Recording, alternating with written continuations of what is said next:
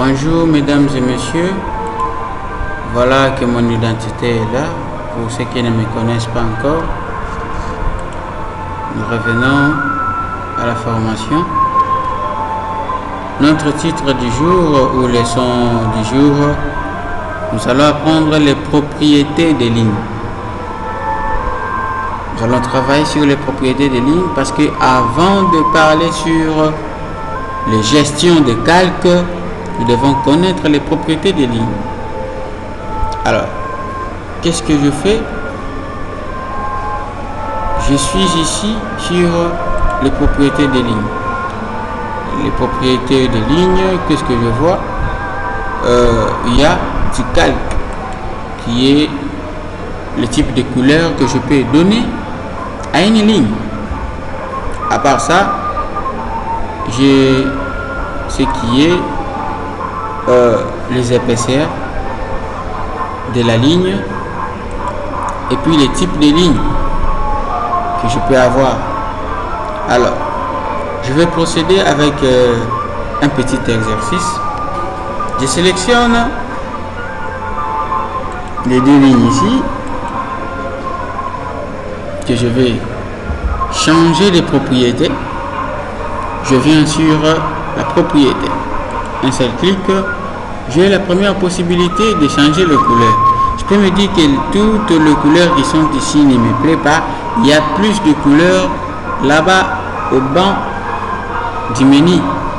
Je peux choisir la couleur que je veux. Par exemple, je suis l'embarras. Ok, peut-être cette couleur-là, ça me plaît. Je clique. Et voilà, ça change la couleur. Mais je ne me limite pas par là. Peut-être que je peux me dire que je suis dans un plan de fondation. Et là, tu vas voir les murs de l'élévation et puis les murs de la fondation. Là, tu vas voir la différence sur l'épaisseur des lignes, la différence sur la couleur des lignes. C'est pourquoi il est nécessaire que nous apprenions la propriété sur des lignes aujourd'hui. Deuxième élément, qu'est-ce que je dois faire? Je dois préciser l'épaisseur. Je me dis que l'épaisseur de cette ligne serait de 0,20 mm. Je sélectionne. Et qu'est-ce qui me reste?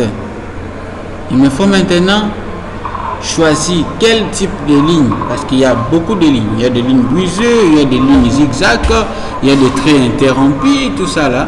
Ce sont des propriétés et des types de lignes. Je reviens toujours sur propriété.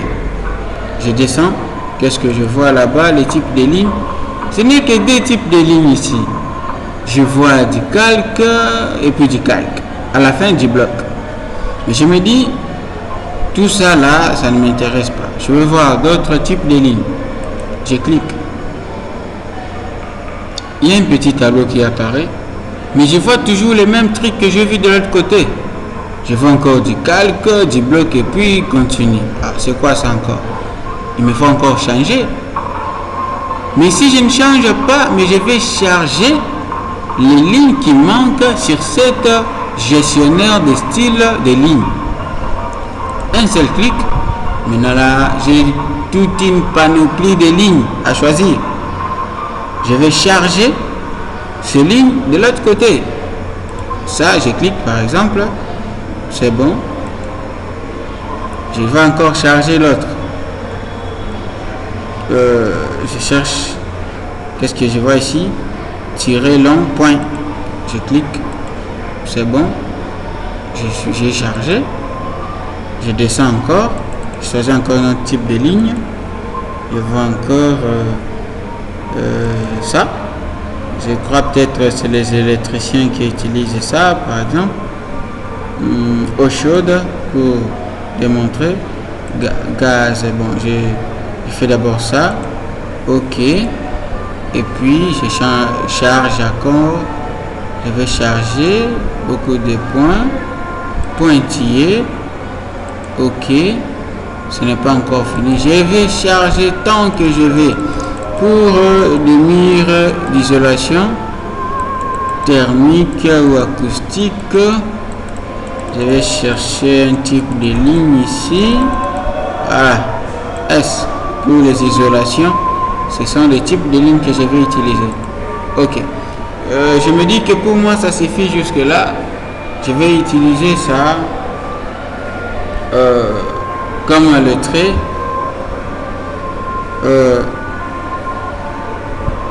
eau chaude. Avec l'eau chaude, j'ai fait OK. Mais ça n'a pas pris fonction. C'est parce que je venais d'abord de charger sur l'autre table. Maintenant, après que je viens de charger, si je sélectionne mes deux lignes, je pourrais maintenant accéder à cette boîte que je venais de charger. Vous voyez maintenant que non, je n'ai plus besoin d'aller trop loin. Il y a déjà ce que je venais de charger tout près. Alors, je fais un clic et puis l'affaire est clos. Et puis j'échappe. Voilà. Comme c'est beau, hein? Je ne sais pas dézoomer pour voir ce que ça me fait. Voilà. Voilà ce que j'ai. Ce que je vais un peu faire avec d'autres lignes.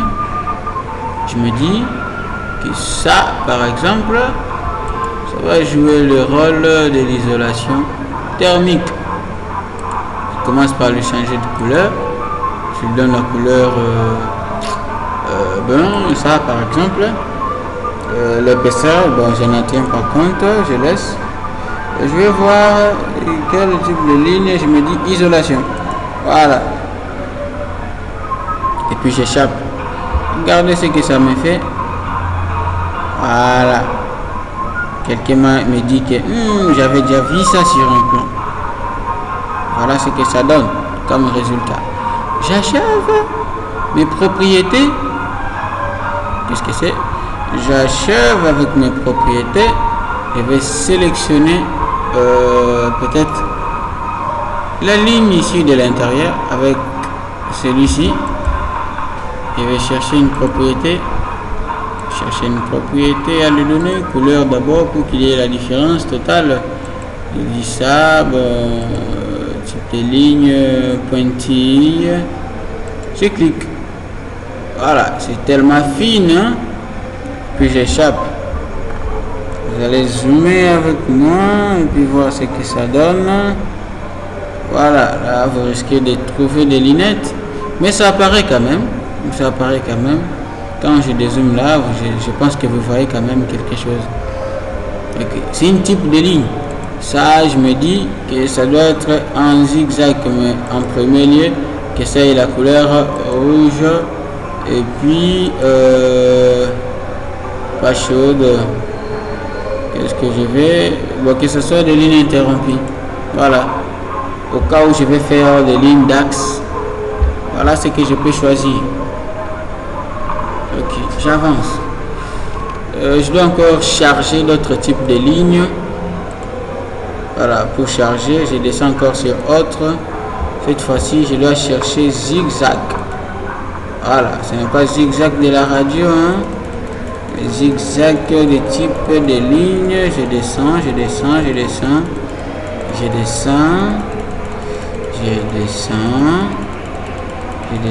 Voilà, j'ai zigzag. Zigzag est à la fin.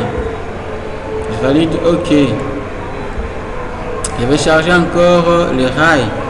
Je descends jusqu'à la fin. Je sélectionne les rails.